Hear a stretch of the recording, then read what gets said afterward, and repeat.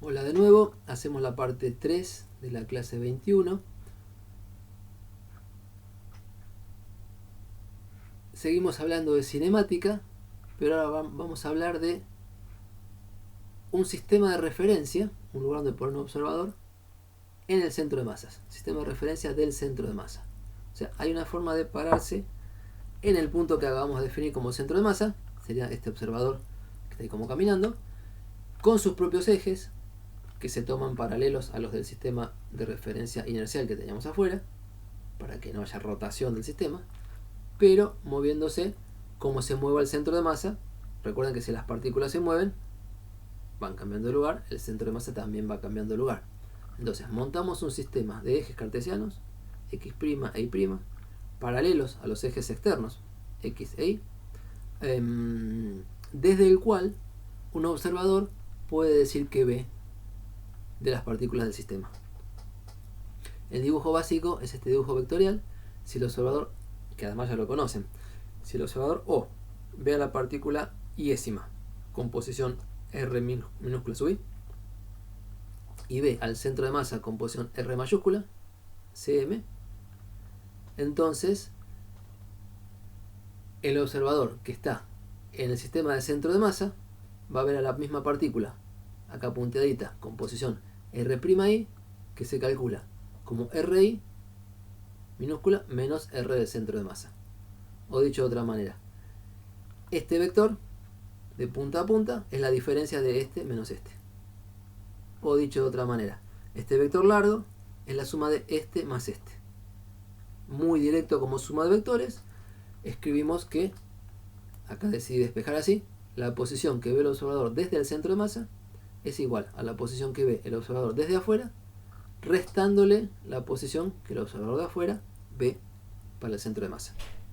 Este es el esquema con que trabajamos en la práctica 6 para hablar de velocidad relativa y movimiento relativo de sistemas de referencia. Desde ya. Entonces, como los ejes son paralelos, y nos comprometemos con eso, se puede derivar término a término para encontrar la velocidad, y la velocidad que ve el observador de centro de masa, este tipito, de la partícula iésima, es igual que la que ve el observador de afuera, restándole la velocidad del centro de masa. Y esta igualdad vale componente a componente. La x por un lado, la y por otro, la z por otro. Derivando nuevamente, esto ya lo hemos hecho en aquella práctica 6, la aceleración de la partícula iésima que ve el observador subido al centro de masa, o sea, la aceleración de la partícula iésima respecto del centro de masa, es la aceleración que ve el observador de afuera menos la aceleración del centro de masa. De vuelta es vectorial y de vuelta se hace componente a componente. Entonces, ¿cuál es la idea de esto que les cuento? Que un observador puede describir lo que ve del sistema parándose adentro del sistema. Y otro observador, que en los textos se suele llamar el observador de laboratorio, puede describir a las mismas partículas y al centro de masa visto desde afuera. Lo que ve el observador que está parado acá adentro tiene propiedades específicas, particulares, que muchas veces nos pueden simplificar el planteo de problemas.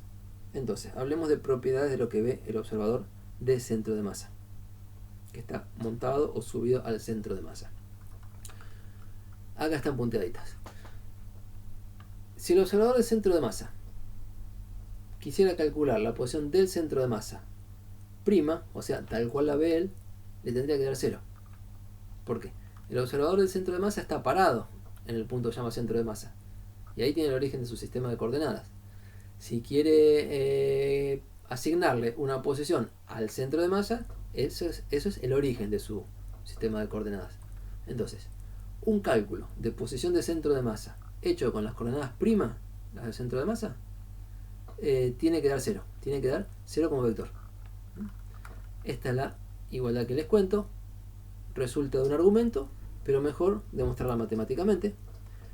Lo que decimos es que la posición de centro de masa que vería el observador parado en el centro de masa sigue la definición general, pero usando los RI'.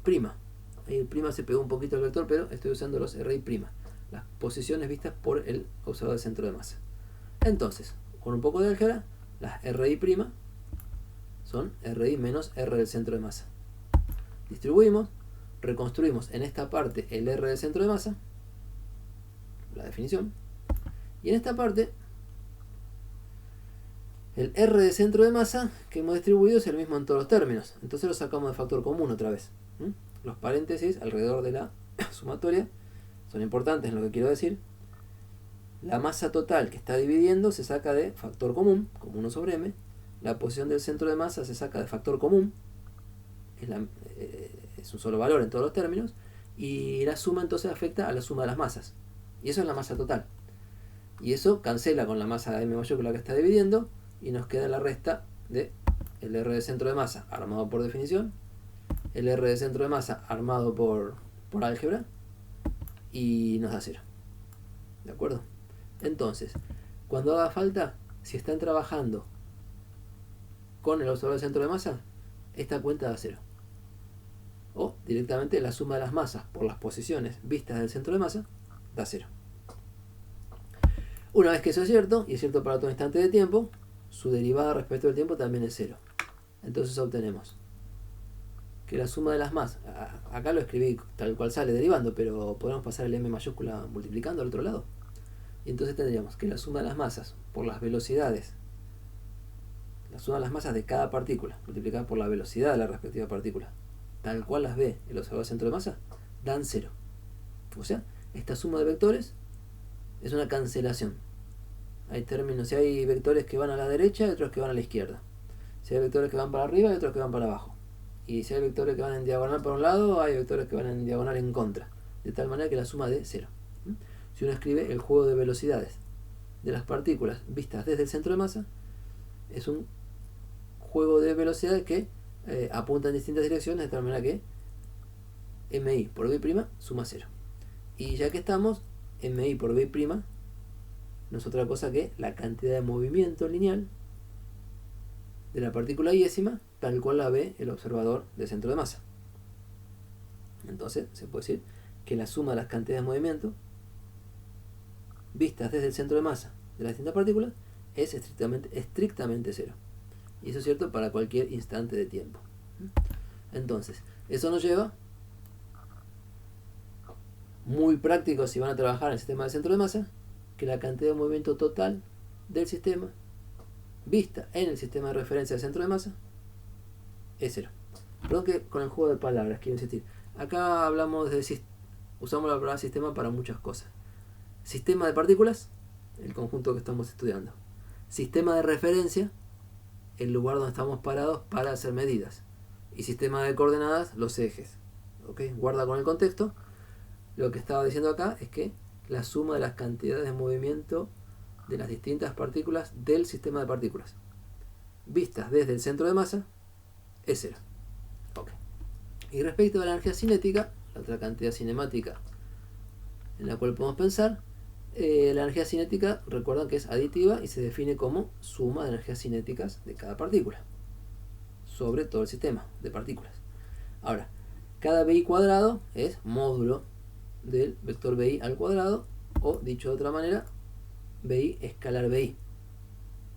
Y BI se relaciona con BI', o sea, la velocidad de la partícula vista por el observador de afuera, o se relaciona con la velocidad de la partícula vista por el observador o de centro de masa, el de arriba del centro de masa.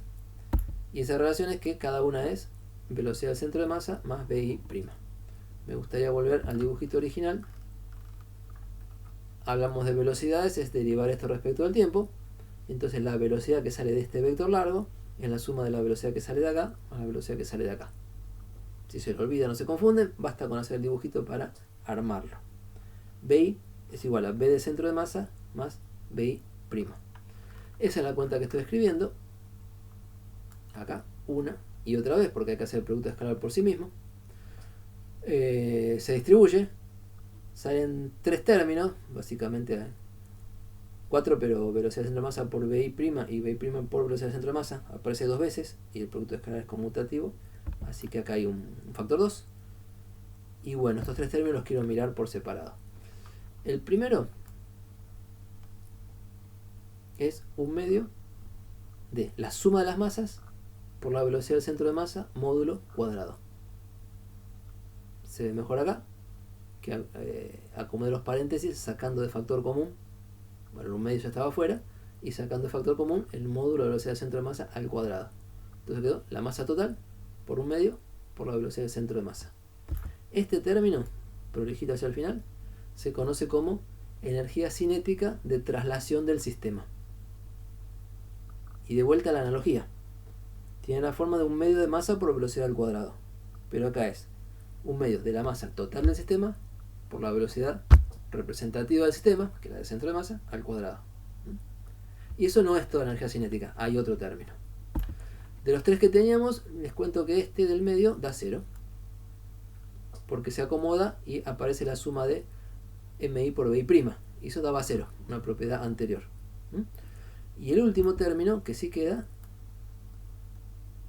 es tipo energía cinética, un medio de suma de masas por velocidades al cuadrado, pero velocidades vistas primas, dice. Velocidades vistas por el observador de centro de masa. Entonces eso es la suma de las energías cinéticas primas, se puede llamar, que son las que ve el observador de centro de masa. A este segundo término de la energía cinética se lo llama energía cinética interna, porque está asociada al movimiento de las partículas respecto del centro de masa. Y lo que es respecto del centro de masa lo llamamos interno.